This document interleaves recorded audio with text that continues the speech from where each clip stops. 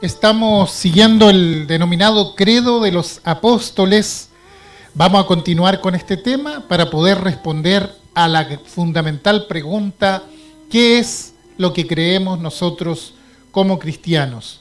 Nos hemos dado el tiempo para analizar cada una de las afirmaciones para que nuestras repeticiones del credo no se tornen mecanizadas, ¿verdad? Como personas pensantes y cristianos responsables, no debemos decir cosas como meras repeticiones sin considerar el sentido de lo que ellas dicen. Aunque lamentablemente hay quienes repiten el credo o repiten el Padre Nuestro o el Salmo del Pastor, el Salmo 23, robóticamente, sin pensar ni en lo más mínimo de qué se trata realmente. Hemos observado que el credo de los apóstoles tiene dos frases para referirse a Dios Padre, una frase para referirse a Dios Espíritu Santo, pero se extiende mucho más para referirse a Dios Hijo, aunque toca nada más que los acontecimientos fundamentales, como lo son el nacimiento virginal y el sacrificio de la cruz y la resurrección, ciertamente. Y nos falta la última parte que nos quedó pendiente en el programa anterior, donde dice que al tercer día resucitó de entre los muertos, subió a los cielos y está sentado a la diestra de Dios Padre Todopoderoso, y de allí vendrá a juzgar a los vivos y a los muertos. El credo hace una síntesis de la fe y culmina la parte de Jesucristo hablando, y después de hablar de toda la obra, de que Cristo va a volver, que va a regresar una vez más a la tierra. Muchas veces la gente se pregunta, ¿cuándo será el fin del mundo? Y cuando se hace algún experimento nuclear, cuando se ven las barbaridades que se hacen en la guerra, cuando se ven las pestes, los terremotos, entonces algunos dicen, acá se termina todo, seguramente este es el fin del mundo. Muchas veces el ser humano se ha preguntado, ¿podríamos producir una catástrofe tal que acabe con la vida? ¿El poder destructivo del hombre podría con eso? Se dice que hay bombas atómicas tan potentes como para destruir 30 veces a toda la población del mundo. Entonces, ¿podríamos autodestruirnos?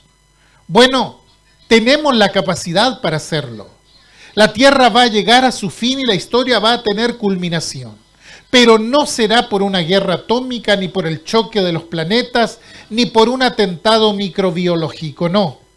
Jesucristo dijo que tiene determinado un día en el cual se le dará fin a la historia y se le dará fin a este mundo.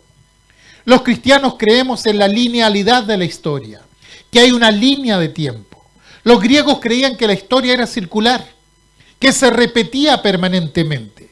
Los hebreos, en cambio, ellos esperaban al Mesías, y cuando se espera algo, ya la historia no es circular, es lineal, porque se está dirigiendo hacia un punto en específico.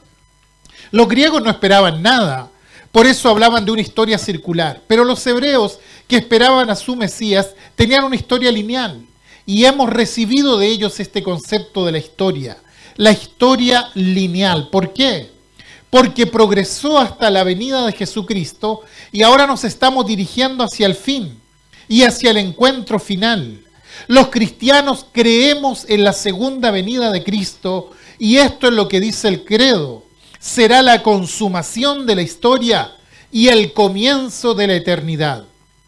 Ahora Jesús habló de esto con sus discípulos en los 40 días después de haber resucitado. Y al final, cuando los discípulos saben que Él va a partir, le preguntan, Señor, ¿vas a restaurar el reino de Israel en este tiempo? Hay que pensar que todos los que estaban allí eran judíos, eran galileos, y todos estaban pensando en su patria, en el problema de su nación que estaba bajo el control de los romanos, y entonces les preguntan por algo puntual, porque siempre que preguntamos algo que nos inquieta y nos preocupa a nosotros directamente. Por ejemplo, cuando alguien pregunta qué sentido tiene la vida, él no pregunta por el sentido general de la vida, pregunta por el sentido de su propia vida. Detrás de esa pregunta siempre hay un interés personal.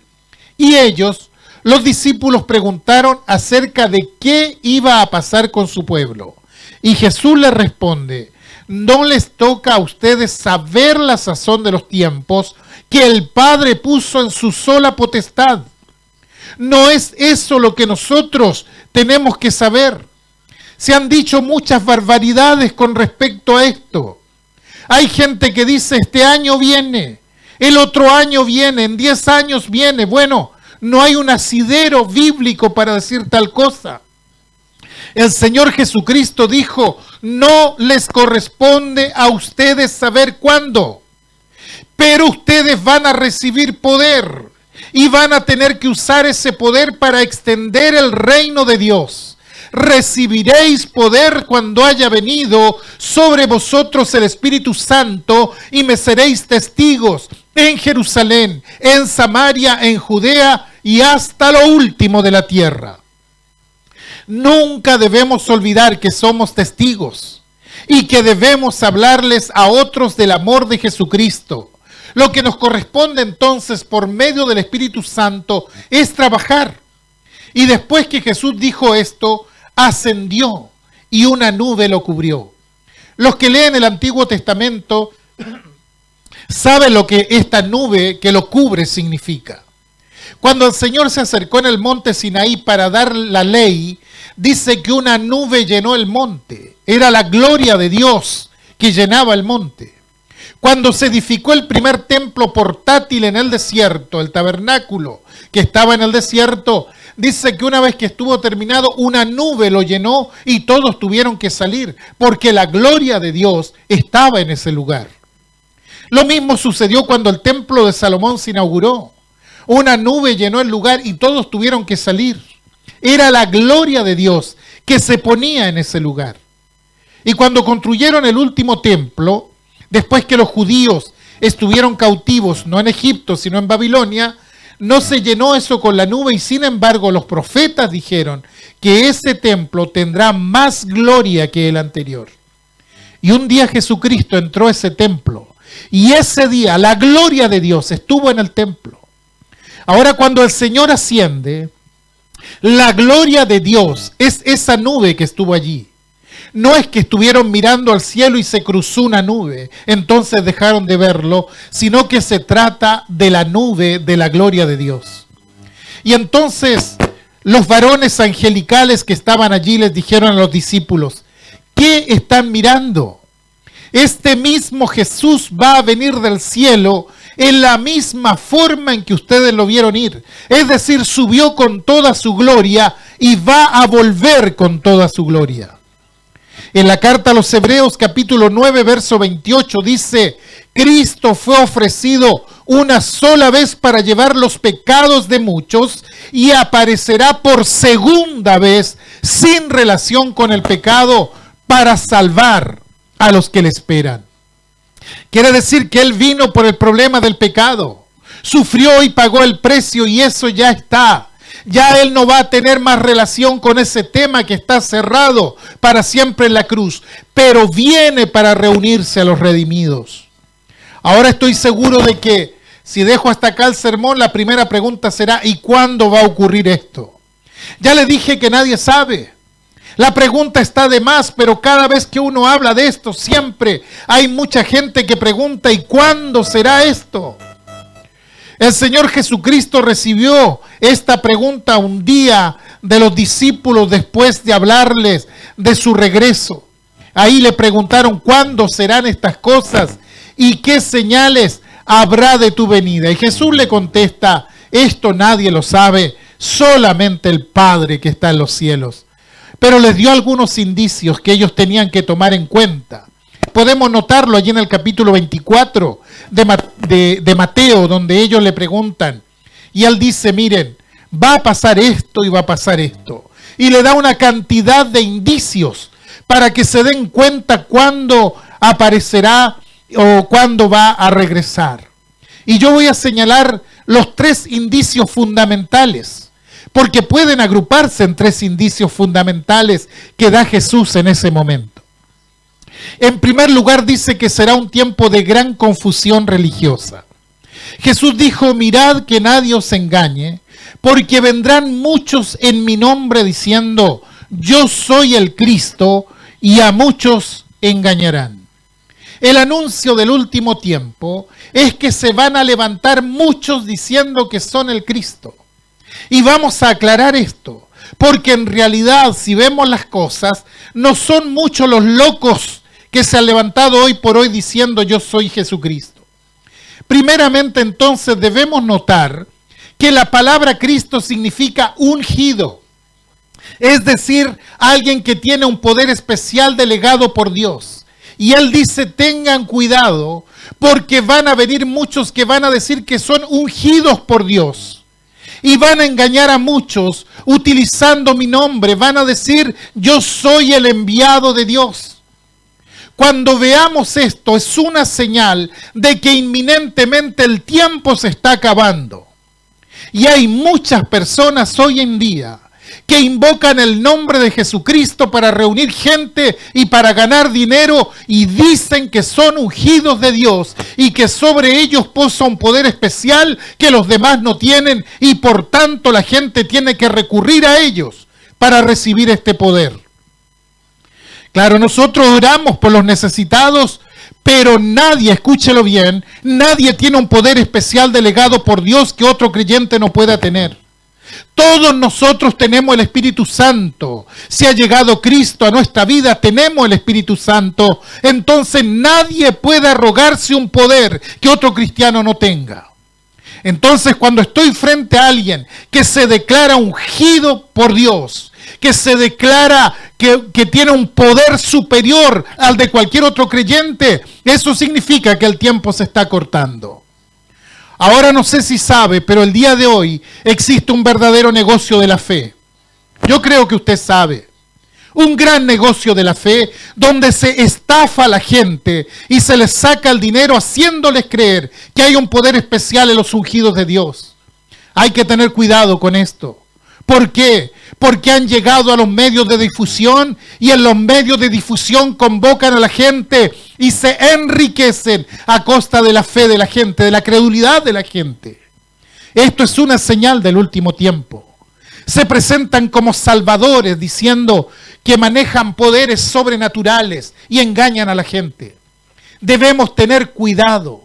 Cuidado con la proliferación de todas estas manifestaciones, porque todas invocan a Jesucristo y que según tienen un mensaje especial de Él y un poder especial de Él.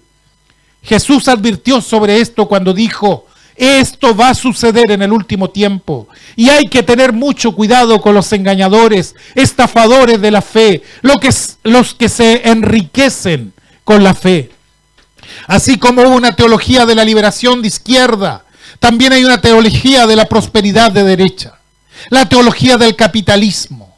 Venga Dios que le va a dar dinero. No, el Señor dijo: a los pobres siempre lo van a tener con ustedes. Jesús fue pobre y ojo, no estamos endiosando la pobreza. Todos queremos mejor reparto de las cosas que hay en la tierra, pero no creamos que el que llega a Cristo soluciona sus problemas económicos. Muchos aún viven luchando con la pobreza.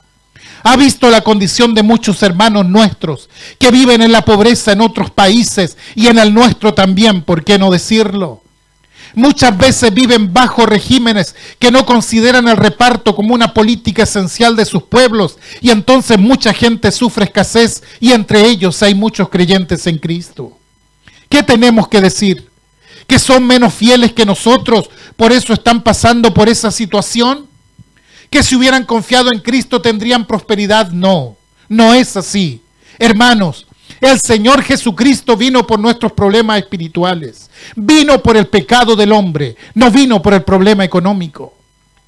Alguien profesa diciendo: el cristiano no puede ser pobre porque tiene un padre rico. Y entonces muchos amenes se escuchan.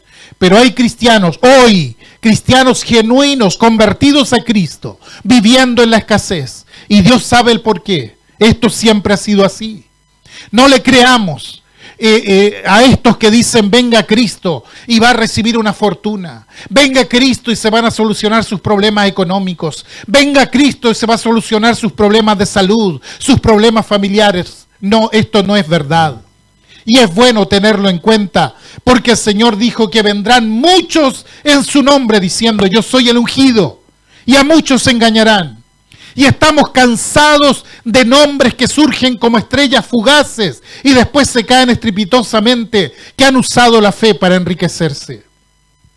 En segundo lugar, este tiempo previo a la venida de Cristo serán tiempos de convulsión política. Dice, y oiréis de guerra y de rumores de guerra. Mirad que no os turbéis, porque es necesario que esto acontezca. Pero aún no es el fin, porque se levantará nación contra nación y reino contra reino. Cuando terminó la Primera Guerra Mundial el año 1919, se firmó el Tratado de Versalles y además se firmó la Sociedad de las Naciones. Era una sociedad destinada a que no hubiera más guerra en el mundo. El objetivo era una sociedad que garantice la paz, y esa sociedad trató de garantizar la paz. Sin embargo, no pudo evitar 6 guerras terribles. Entre el año 1919 y 1939 hubo 6 guerras terribles. Pero el año 1939, la Segunda Guerra Mundial se destapa y la Sociedad de las Naciones se hunde porque demostró que no era eficaz. Termina la Segunda Guerra Mundial y nace las Naciones Unidas.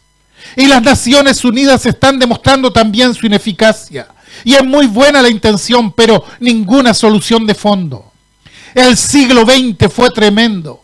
Si ustedes suman los muertos en guerra entre los siglos XVI y XIX, vamos a tener la cifra de 34 millones de muertos en guerra durante 4 siglos.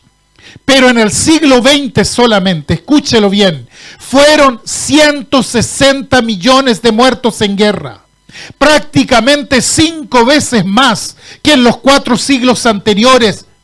Y este siglo que estamos transitando nos está presentando precisamente como un siglo de paz.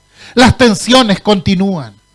Quiere decir que cuando veamos esto y oímos acerca de esto, guerras, rumores de guerra, sabemos que es un indicio de que Cristo viene pronto por su iglesia. La tecnología de la cual se jactaban a fines del siglo XVIII llegó hasta que se dieron cuenta que todos los avances tecnológicos también se usaban para la guerra. En la Primera Guerra Mundial, por ejemplo, pensando con la mentalidad antigua, los soldados hicieron trincheras y se ponían ahí en las trincheras. Y resulta que la tecnología hizo que pasaran aviones y le tiraran bombas desde arriba. Es decir, la metodología de la guerra había cambiado. Ahí se dieron cuenta que la tecnología era una gran bendición, pero también era una gran maldición. Y hoy nosotros sabemos lo que significa la tecnología. Una bendición para muchísimas cosas, pero también es una maldición en otros aspectos. Y vemos las grandes tensiones mundiales. No voy a hablar de las tensiones mundiales porque todo aquel que se interesa por lo que ocurre alrededor del mundo y ve y lee las noticias, sabe que por donde mira en el mundo, África, Asia, Europa, América, ahí tiene tensiones y tiene muertes todos los días. Por tanto, esto que el Señor dijo es algo que podemos ver todos los días. Y Jesús también dijo en referencia a los tiempos de su venida: habrá pestes y hambres y terremotos en diferentes lugares, y todo será principio de dolores. Y aquí señala 3 problemas que nos indican también tiempos de catástrofes. ¿Por qué tiempos de catástrofes? Porque habrá pestes, hambres y terremotos en diferentes lugares. Si vemos esto mediante el instrumental científico, aparentemente no ha aumentado la actividad sísmica en el mundo.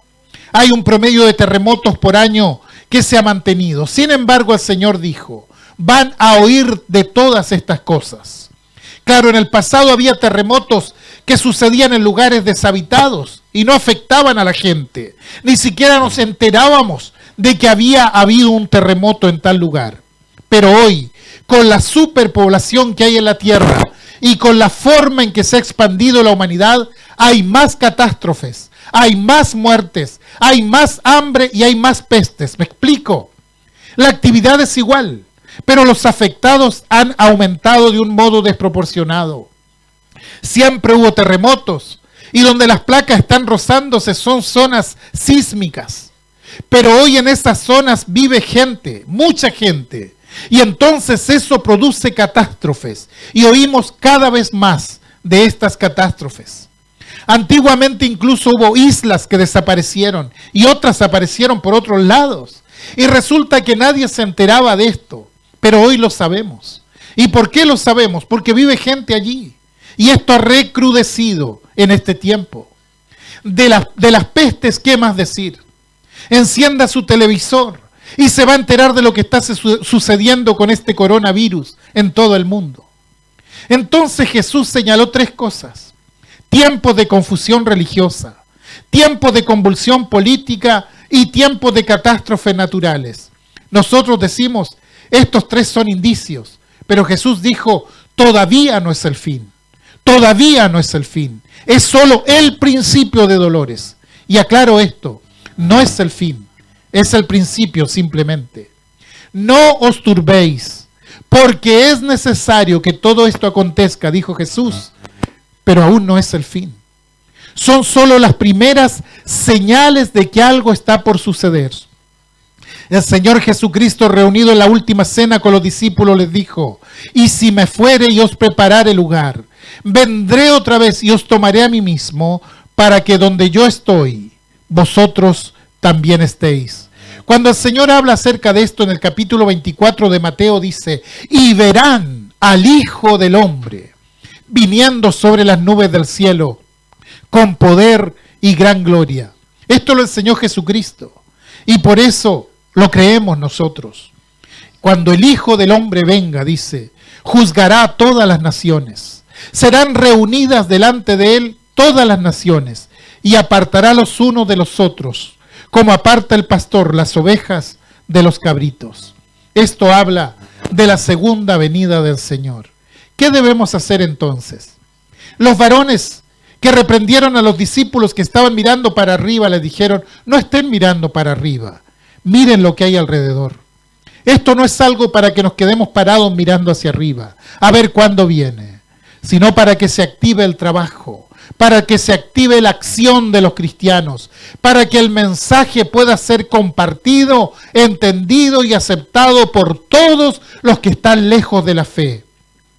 El Señor le dijo a los discípulos, cuando estas cosas comiencen a suceder, entonces erguíos y levantad vuestras cabezas, porque vuestra redención está cerca.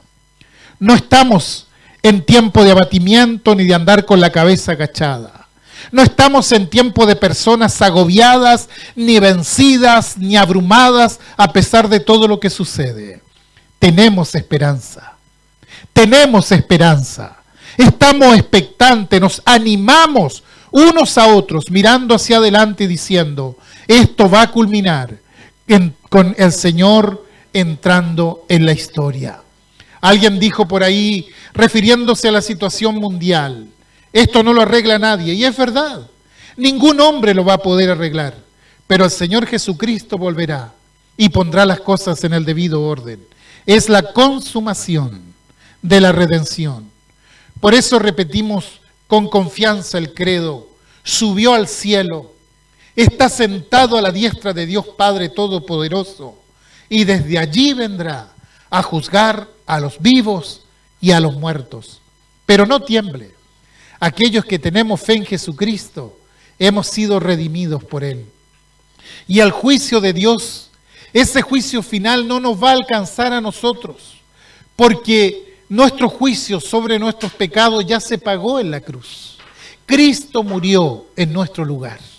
Quiere decir que cuando llegue al trono de Dios, puedo decir, hubo alguien que ya pagó por mí.